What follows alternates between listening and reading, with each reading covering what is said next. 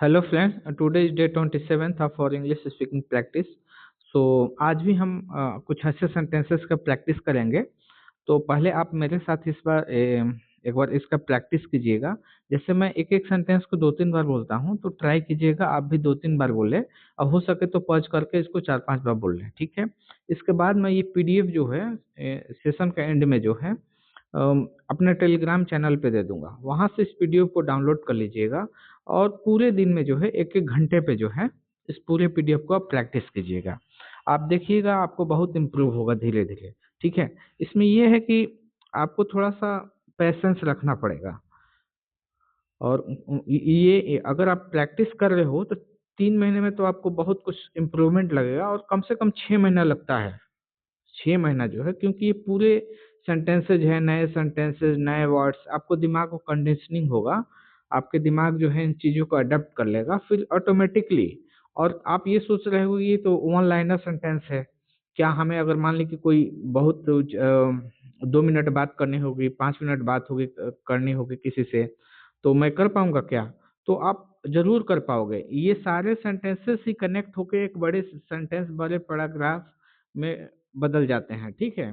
तो उसके लिए आप वरी मत होइए, बस जो मैं बता रहा हूँ उसको प्रैक्टिस कीजिए। अगर बिलीव कीजिए पहली बार और आप प्रैक्टिस कीजिए, टाइम लगेगा और 100% आपको रिजल्ट मिलेगा, ठीक है। तो चलिए प्रैक्टिस करते हैं बिना समय गवाते हुए। पहला सेंटेंस है, ओ रो रहा है, ओ रो रहा है। He is weeping, he is weeping, he is weeping. अगर मान लीजिए कोई पूरा गला फाड़ फाड़ के रो रहा है तो उसको बोलते हैं ही इज क्राइंग, ठीक है। He is crying. और ऐसे वो ही इज वीपिंग, ठीक है। कोई मतलब धीरे धीरे रो रहा है तो ही इज वीपिंग, ठीक है। नेक्स्ट सेंटेंस इज, उसने मेरे कहे का उल्टा किया, उसने मेरे कहे का उल्टा किया। He did opposite of what I said, he did opposite of what I said, he did opposite of what I said, he did opposite of what I said। Next sentence is, वो एक आशावादी इंसान है, उसकी सोच positive है। He is an optimistic person, he has a positive thinking, he is an optimistic person, he has a positive thinking। वो एक आशावादी इंसान है, उसकी सोच पॉजिटिव है। he is an optimistic person, he has a positive thinking, ठीक है। And now next sentence is, मजदूरों के हित को मद्देनजर रखते हुए पीएम यानी कि प्राइम मिनिस्टर ने फैसला किया। ओके, तो the prime minister PM made made this decision in the wake of workers welfare. अब ये देखिए, वर्कर्स के आगे जो ये कमा लगा हुआ तो आपको लग रहा हो कि ये गलत है, लेकिन गलत नहीं है, सही है। अगर प्लूरल को जो फिर से प्लूरल बनाते हैं तो उसके ऊपर ये ऐसे लगा देते हैं, ठीक है। ये सीखने वाली चीज है, ठीक है। तो ये गलत नहीं है, सही है। The prime minister. और मान लीजिए एक चीज और, अगर एब्रिविएशन में पीएम लिखा हुआ है तो आपको पीएम नहीं कहना है, आपको बोलते वक्त प्राइम मिनिस्टर कहना है, ठीक है। तो the prime minister made this decision in the wake of workers welfare, the prime minister made this decision in the wake of workers welfare. Okay, now next sentence is, जरूरत से ज्यादा इसका प्रयोग वातावरण के लिए ठीक नहीं है। जरूरत से ज्यादा इसका प्रयोग वातावरण के लिए ठीक नहीं है। It's excessive use its excessive use is an environmental hazard। Okay, its excessive use is an environmental hazard, its excessive use is an environmental hazard, its excessive use is an environmental hazard, ठीक है। अगर it's excessive use is an environmental hazard. Okay, next sentence is, उसकी मुस्कुराहट गजब की थी और उसकी पर्सनालिटी भी, ठीक है। उसकी मुस्कुराहट गजब की थी और उसकी पर्सनालिटी भी। He had a dazzling smile, he had a dazzling smile and a super personality as well, he had a dazzling smile and a superb personality as well, he had a dazzling smile and a super personality as well। next sentence is next sentence is, मेरी जिंदगी दयनीय हो चुकी होती अगर आप मेरे साथ ना होते। मेरी जिंदगी दयनीय हो चुकी होती अगर आप मेरे साथ ना होते। My life would have been pathetic. My life would have been pathetic if you don't if had if you had not been with me. My life would have been pathetic if you had not been with me. ठीक है. My life would have been pathetic. My life would have been pathetic if you had not been with me. My life would have been pathetic if you had not been with me. Okay. Next sentences. उसे अपनी शादी की तारीख को आगे बढ़ानी पड़ी. उसे अपनी शादी को की तारीख को आगे बढ़ानी पड़ी. He had to postpone his marriage. He had to postpone his marriage. He had to postpone his marriage.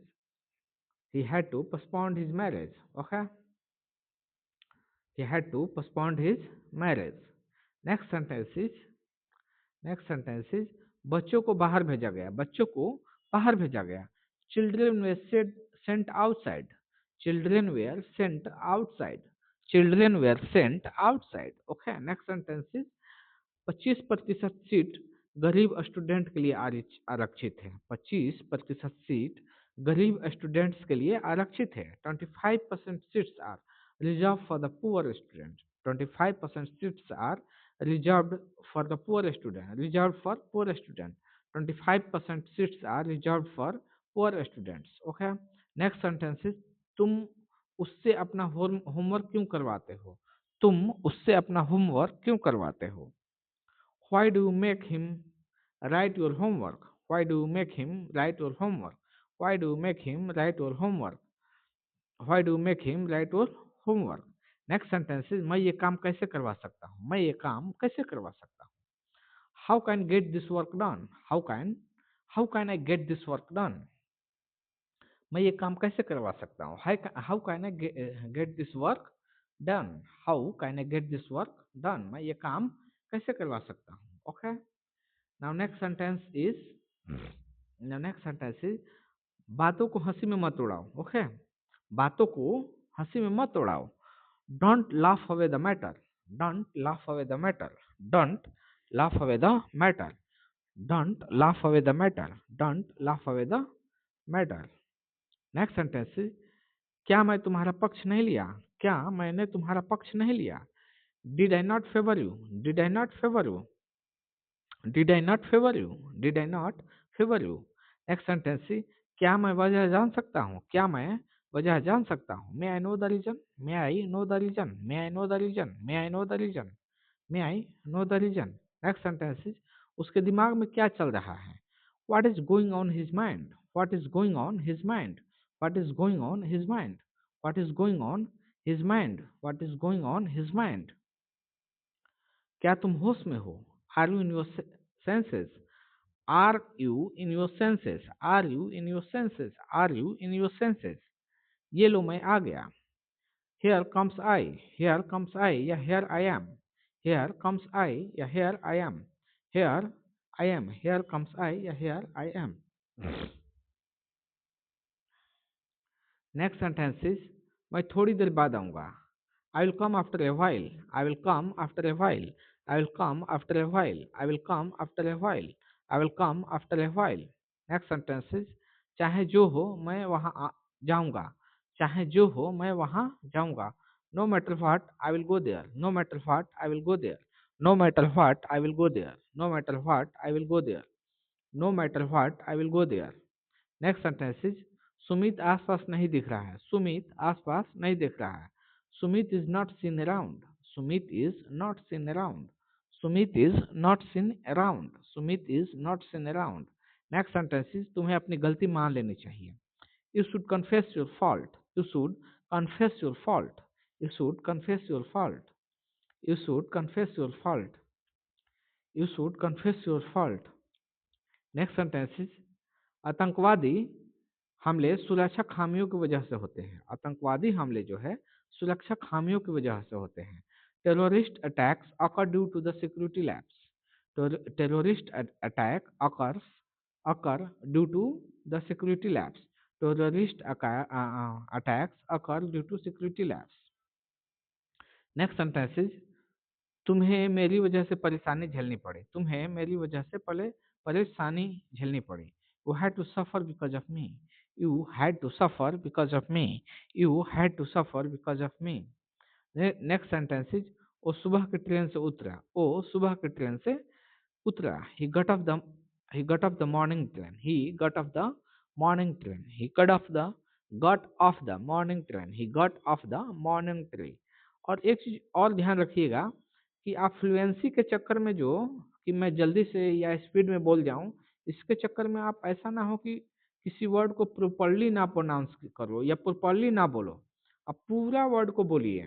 ठीक है, he got off the morning train. ठीक है, सारे शब्द जो है क्लियर कट जो है सामने वाले को सुनाई देना चाहिए और समझ में आना चाहिए। Otherwise there no meaning of telling anything. Okay, अब मैं कुछ बोल ही रहे हो, अगर आगे आगे वाले को सुनाई नहीं दिए तो समझ में ना आए तो क्या फायदा। इसलिए बोलिए तो क्लियर कट जो है एक एक शब्द मतलब आगे वाले को सुनने लायक हो। ठीक है, नेक्स्ट सेंटेंस है सोचने के लिए वक्त दीजिए।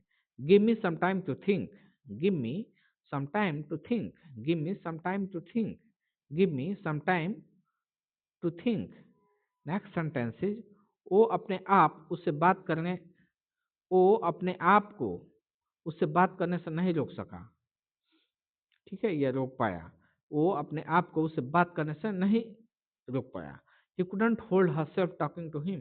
He couldn't hold herself talking to him. ठीक है, या hold himself या herself talking to him, या इसको ऐसे भी बोल सकते हैं she couldn't control herself from talking to her।